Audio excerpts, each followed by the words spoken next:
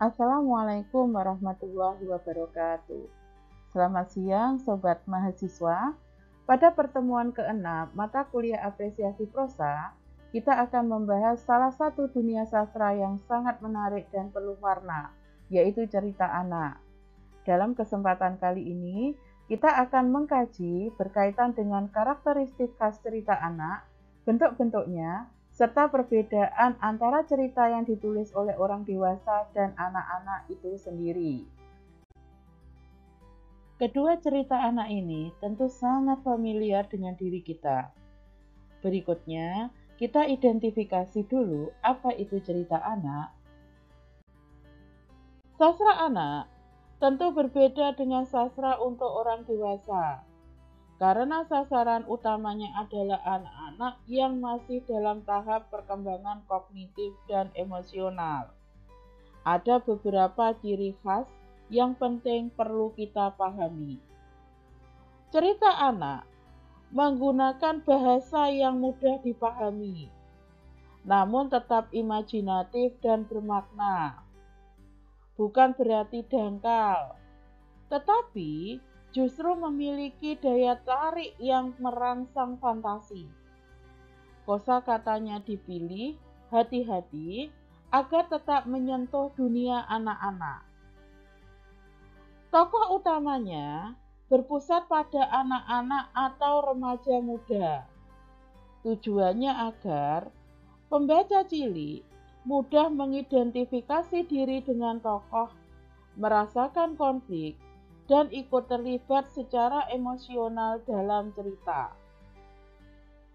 Tema dalam cerita anak penuh harapan, ceria, dan positif. Seringkali mengangkat fantasi dan kegembiraan sebagai dunia yang menyenangkan untuk dijelajahi anak-anak. Cerita anak tetap menyajikan konflik, namun dengan cara sederhana dan mudah dipahami. Alur tetap dinamis.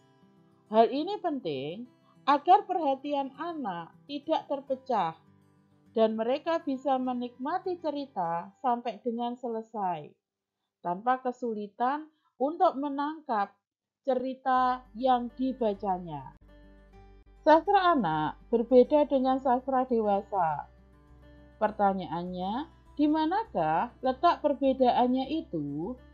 Ada 3 poin penting yang menjadi penanda kuat bahwa sebuah cerita memang ditujukan untuk anak-anak.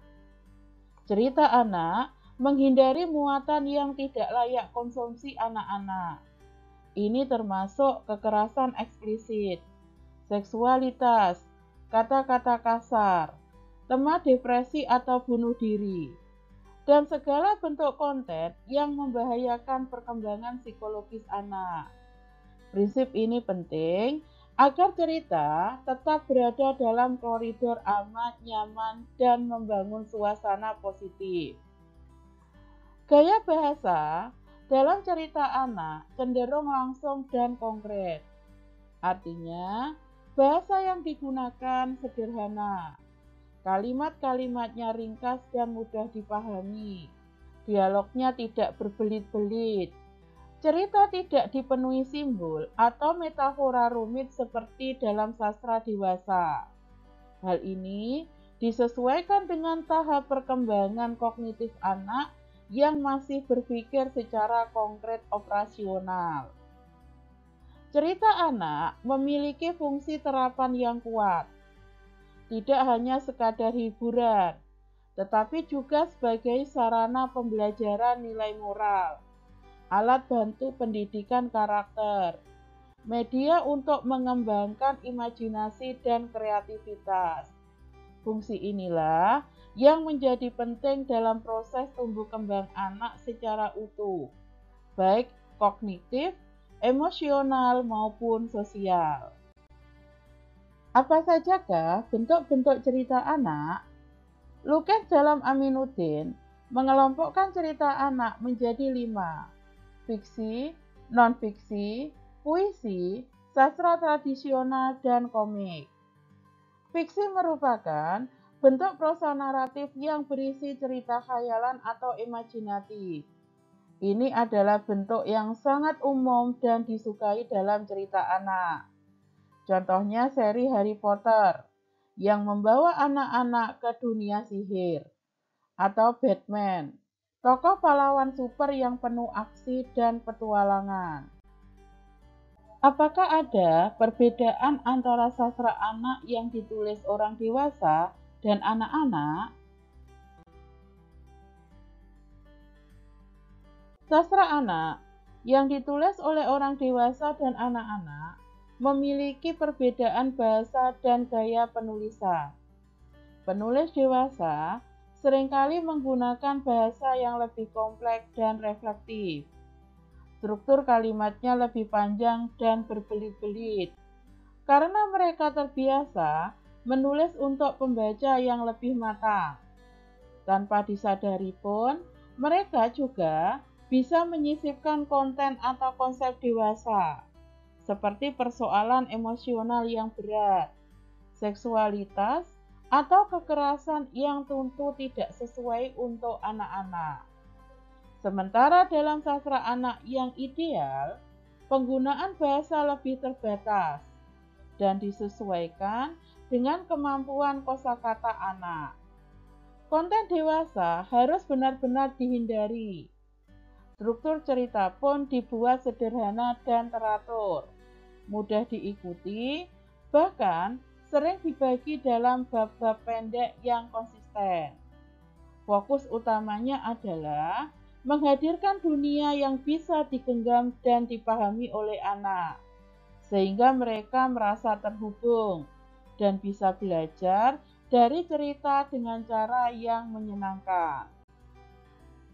Perbedaan antara sastra anak Indonesia dengan sastra anak terjemahan. Sastra anak Indonesia dari segi tema cenderung monoton dan edukatif.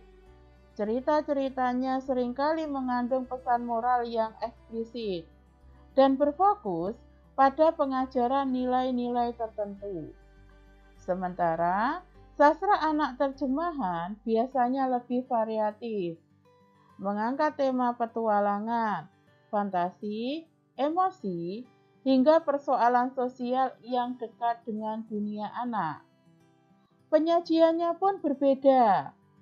Sastra anak Indonesia kerap menyampaikan pesan secara tersurat, bahkan seringkali terasa menggurui. Sebaliknya, karya terjemahan biasanya lebih tersirat, menggugah, dan mendorong daya imajinasi anak. Dari nilai budaya, sastra anak Indonesia jelas berakar dari budaya lokal, mencerminkan tradisi, adat, dan norma masyarakat kita. Sedangkan sastra terjemahan membawa nilai-nilai dari budaya asing yang bisa memperkaya wawasan, namun juga menantang dalam hal relevansi konteks budaya lokal. Penokohannya pun berbeda.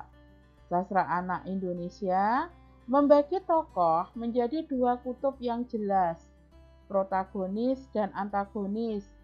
Tokoh jahat dan baik digambarkan secara hitam putih. Sementara dalam karya terjemahan, tokohnya lebih kompleks, bisa memiliki kelemahan dan kelebihan sekaligus, yang lebih mendekati kenyataan psikologis anak-anak. Struktur ceritanya, pada cerita anak Indonesia dimulai dengan narasi klasik pada zaman dahulu kala. Sedangkan sastra anak terjemahan sering langsung masuk ke konflik atau peristiwa utama, sehingga terasa lebih dinamis dan menarik perhatian sejak awal. Dari keduanya bisa kita dapatkan masing-masing memiliki kelebihan. Sastra anak Indonesia syarat memiliki nilai dan identitas budaya. Sementara karya terjemahan unggul dalam penyajian yang kreatif dan membuka cakrawala anak terhadap dunia luar. Sekian pemaparan kita hari ini mengenal dunia cerita anak. Semoga bisa menambah wawasan kita dalam mengapresiasi sastra anak secara lebih kritis dan mendalam. Mari kita menjadi bagian dari generasi yang menciptakan cerita inspiratif bagi anak-anak Indonesia. Terima kasih. Wassalamualaikum warahmatullahi wabarakatuh.